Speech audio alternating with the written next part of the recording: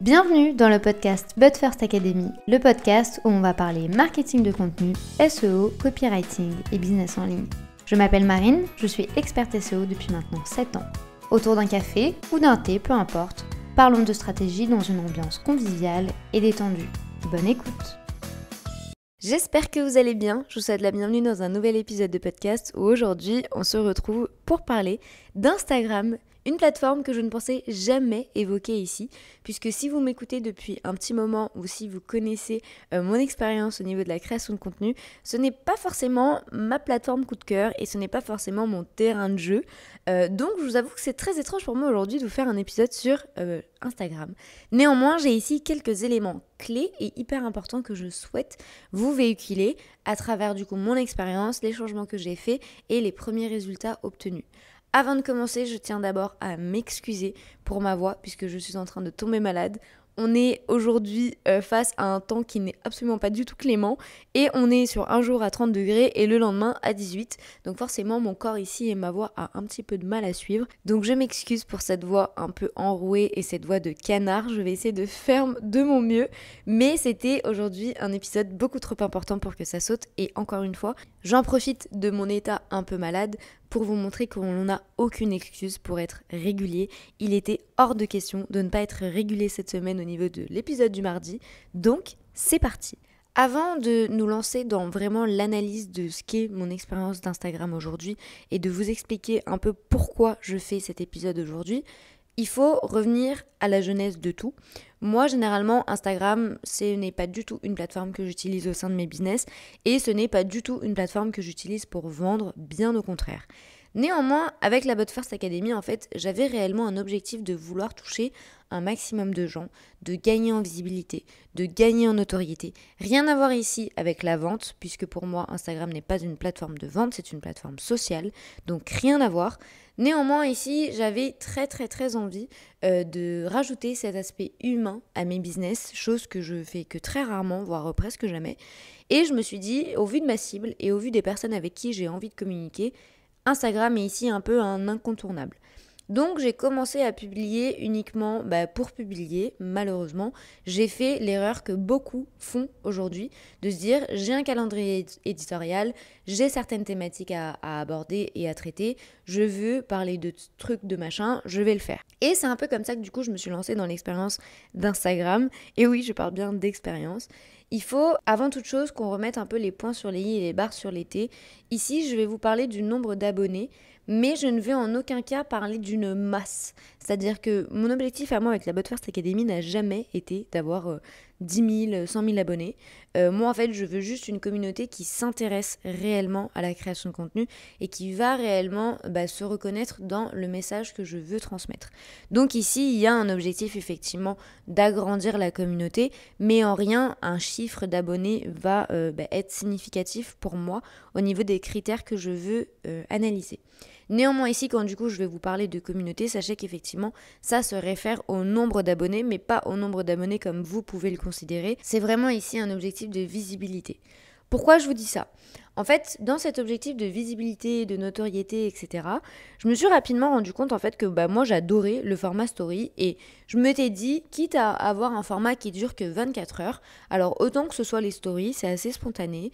Moi j'aime bien ce type de format, ça me permet de connecter réellement avec l'audience, d'échanger avec les gens, de répondre à leurs problématiques, qui est vraiment une vraie interaction et un vrai échange humain, chose que je ne retrouvais pas du tout dans les posts. Sauf que du coup, il faut savoir que les stories, ce n'est absolument pas du tout le format pour agrandir la communauté. Les stories sont là pour créer du lien, créer de la proximité, quand les posts sont là pour vraiment gagner en notoriété et que les gens s'abonnent. Mais c'est très rare que les gens s'abonnent à travers des stories. Et en fait, moi, ça, j'en avais pas forcément réellement conscience au début. Et en fait, quand j'ai vu petit à petit qu'il y avait une vraie interaction au niveau des stories, que les gens étaient présents, que les gens posaient des questions, que quand je mettais des stickers, les gens interagissaient, j'étais hyper contente. Sauf qu'en fait, je me rendais compte que c'était toujours les mêmes personnes. Alors, vous êtes probablement dans cette phase de vous dire qu'il y a tout le temps les mêmes gens qui interagissent avec vous, ou probablement dans une phase où personne interagit avec vous. Ça peut également arriver au début. Et du coup, en fait, j'ai essayé de trouver comment faire pour changer un peu ce chip et changé également l'approche que j'allais avoir avec Instagram, puisque revenons à l'objectif principal, on veut gagner ici en notoriété. Et j'ai rapidement été bloquée, en fait, un peu malgré moi, puisque je me suis rendu compte que moi, j'allais pas réellement faire grandir ma communauté avec les stories. Alors oui, certes, je créais un vrai lien humain avec les gens, mais pour faire grandir cette communauté, j'étais pas du tout sur le bon chemin. Et j'ai fait en fait cette réflexion-là début mai. Je me suis rendu compte que mes posts, que ce soit les carousels, les reels, etc., ne suscitaient que très très très peu d'engagement, voire pas du tout d'interaction, et que les gens s'abonnaient pas réellement après avoir vu du contenu de la But First Academy. Et c'était très très contradictoire parce qu'au niveau des stories, c'est toujours hyper cadré, il y a un vrai contexte, il y a une vraie interaction. Et puis quand on arrive au niveau du feed, il se passe rien, c'était un peu vide, et appelons un chat, les posts fonctionnaient pas du tout, voire très très peu. Donc il fallait ici réagir puisque moi je vous dis tout le temps, ça ne sert à rien de publier pour publier. C'était un peu le cas de ce qui était en train de se passer dans la But First Academy. On publiait uniquement pour publier sans réellement se pencher sur les chiffres importants pour nous. Généralement on pense aux ventes, etc. Nous l'objectif réellement ici c'était de gagner en visibilité. Chose qui ne se passait pas du tout avec les posts.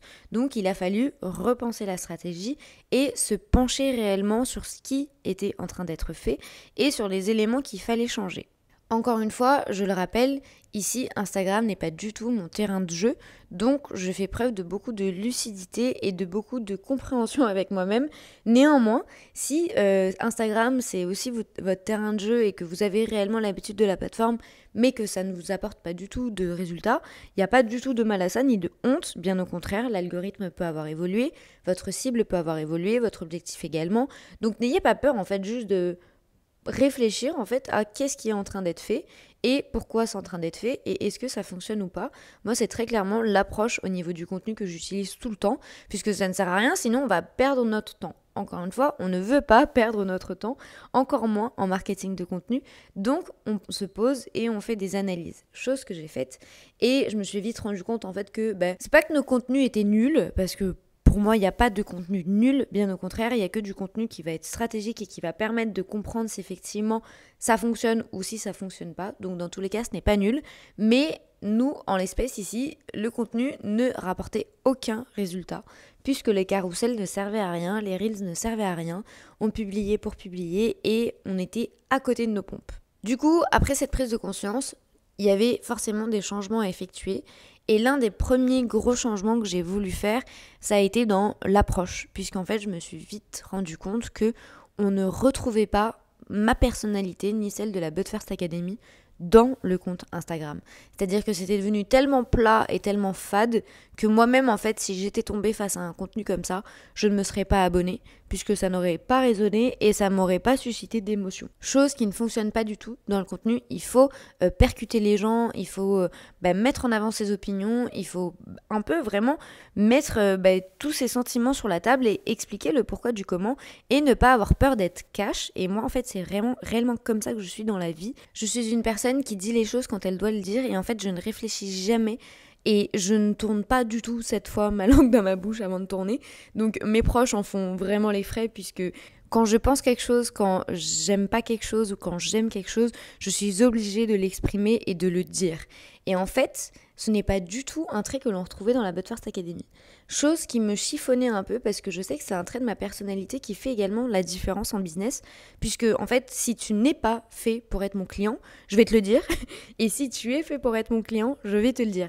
Si ta stratégie n'est pas forcément la bonne pour ta cible, je n'aurai aucun mal à te le dire. Je suis pas du tout là pour passer la main dans le dos. Et du coup, j'aime en fait exprimer mon opinion. Alors oui, bien entendu, toujours dans le respect des gens. Mais ce n'est pas du tout quelque chose que je retrouvais aujourd'hui dans le contenu de la But First Academy.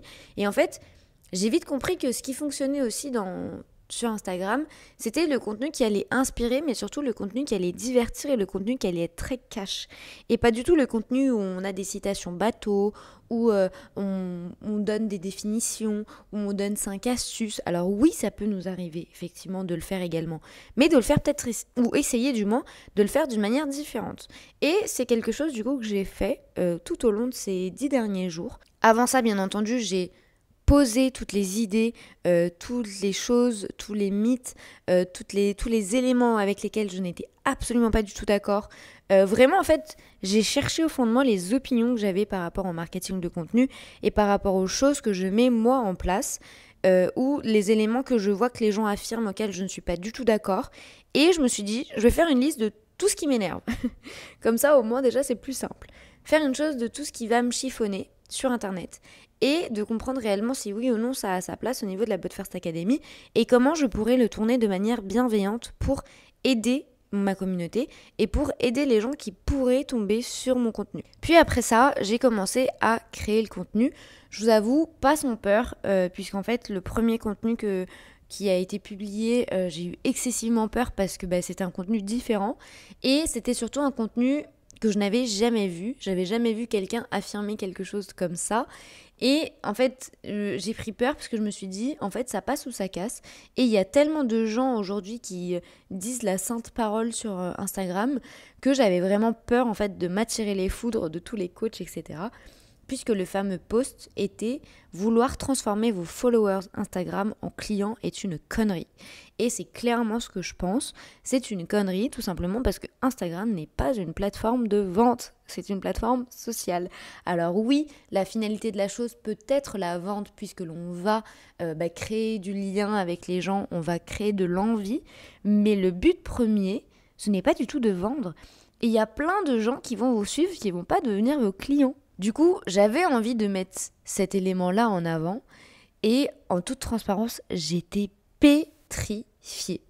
Mais en fait, j'essayais de me dire, au pire des cas, en fait, il va rien m'arriver. Et c'est le cas, il m'est rien arrivé. Bien au contraire, le post a été très très très bien accueilli. Et en fait, du coup, ça m'a donné de la force et je me suis dit, le premier a été trop trop bien accueilli. Tu sais quoi, je vais continuer sur la lancée. Et je vais essayer de trouver en fait un juste équilibre entre ce post et ces idées un peu percutantes et vraiment qui vont au contre-tout, en fait, qui sont un peu contre-courant, et des posts un petit peu plus divertissants où là vraiment on va être là pour inspirer, pour rigoler ou du moins essayer. Et pour être totalement transparente avec vous, j'enregistre aujourd'hui cet épisode de podcast le 4 juin. C'est un post, donc vouloir transformer vos followers en Instagram en clients. Il a été publié le 25 mai, donc il y a maintenant une dizaine de jours.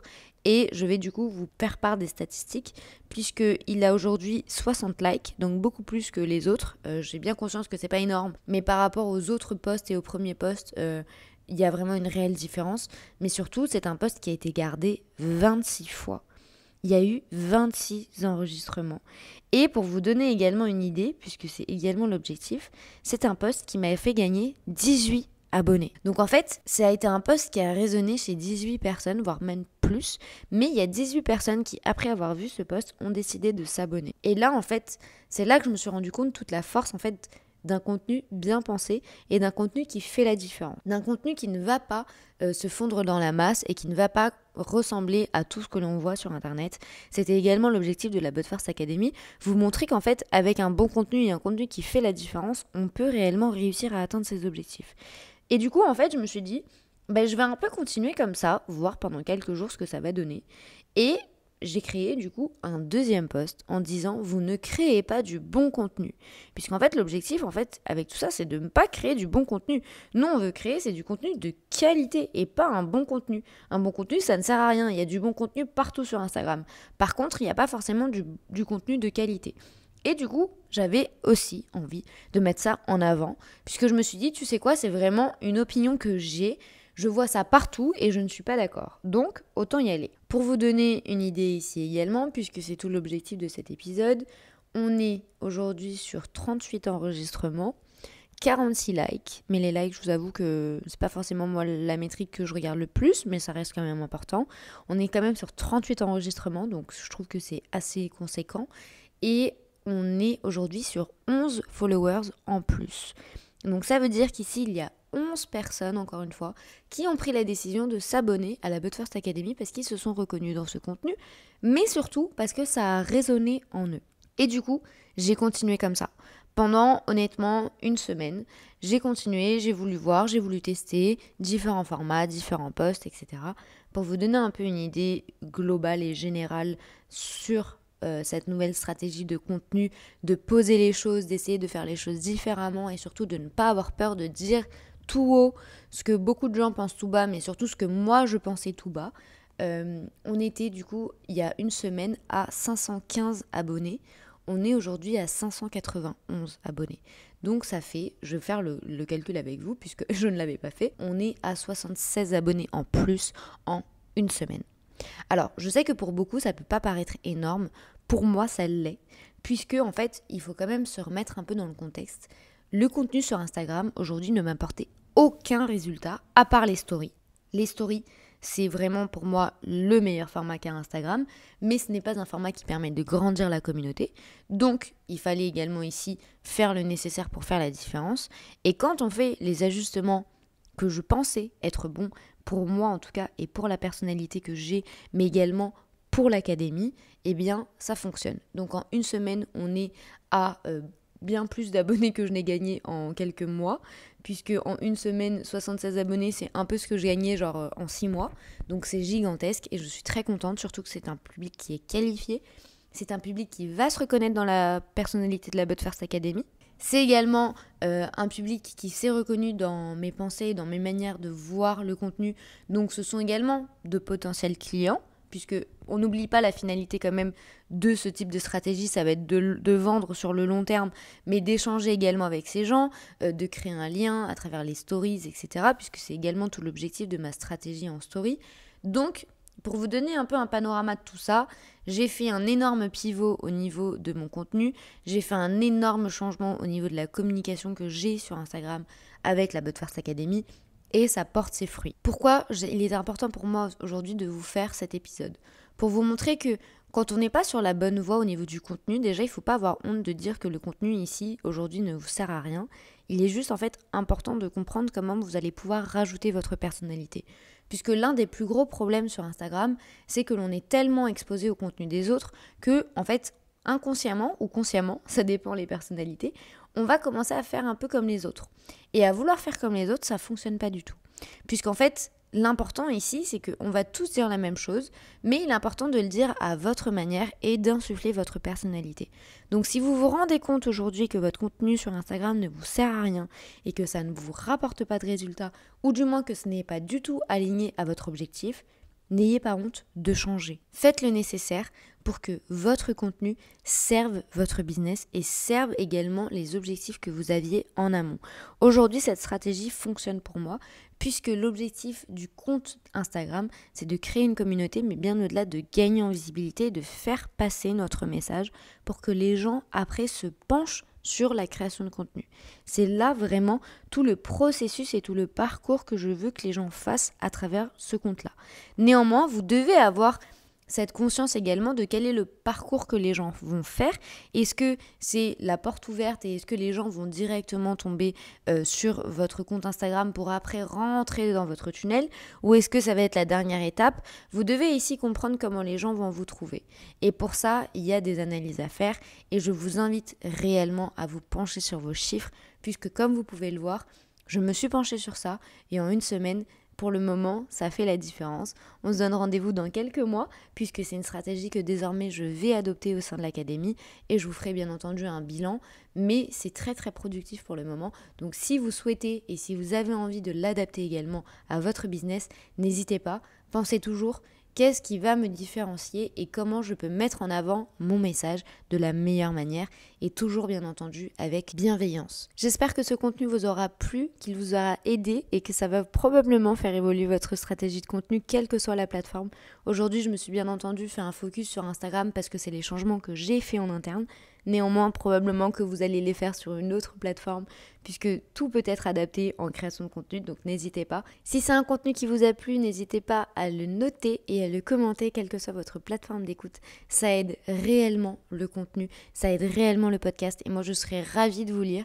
Si vous laissez un commentaire, n'hésitez pas à me mettre votre compte Instagram ou votre site internet pour que je puisse vous retrouver et échanger avec vous sur la création de contenu. Il ne me reste plus qu'à vous souhaiter une très bonne journée ou une très bonne soirée en fonction du moment où vous écoutez cet épisode. À très vite!